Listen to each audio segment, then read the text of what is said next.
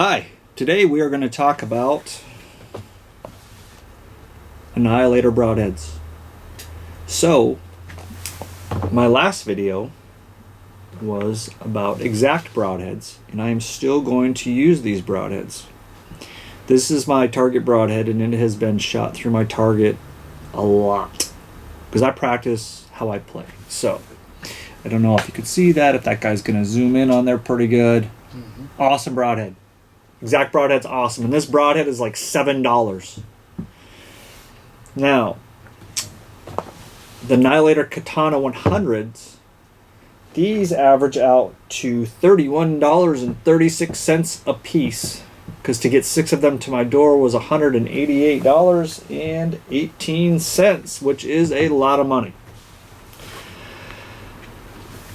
Now, if you watch Lusk Archery like I do, he was more excited than a little kid in a candy store when he did the review on these. So I figured I would try them because I have an addiction to broadheads.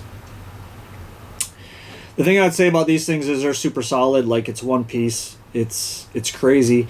Now, I don't know if you can see it, but there is a giant burr. Ouch. Super sharp too, by the way. A giant burr on that guy. And I don't think it's a problem, but it's just interesting. One piece design. I had to wait a month for these to come out. I was pre-ordered on them. I think they're fantastic. Man, they are super duper sharp though.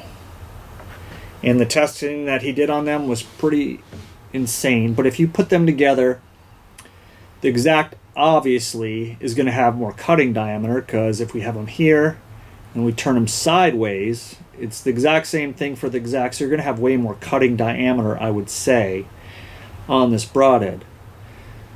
Now, I've shot a deer with the exact, and it was amazing.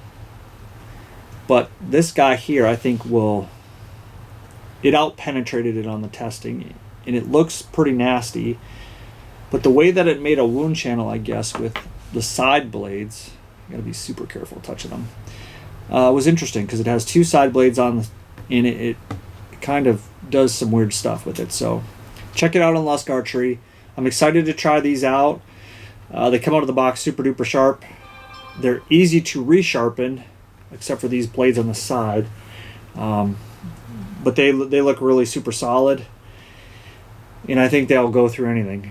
I think they'll be the best penetrating broadhead that I have, obviously. These have a lot more cut diameter, and I'm still going to use exact archery broadheads, no doubt, because they can take a real ass whooping. But yeah, these are the 2 broadhead sets that I'm going to use. I do not use mechanicals anymore. I used to be a huge mechanical guy, but I just kept losing deer with them. And yeah, some of it was my fault, and some of it was the broadhead's fault. Can't blame it all on the broadhead. But if you want to see me, if you have other options for broadheads, let me know, because like I said, I have a problem. So, but these are the broadheads I'm going to be using this year. I am going to be going to Iowa this year for archery, which those deer are giant.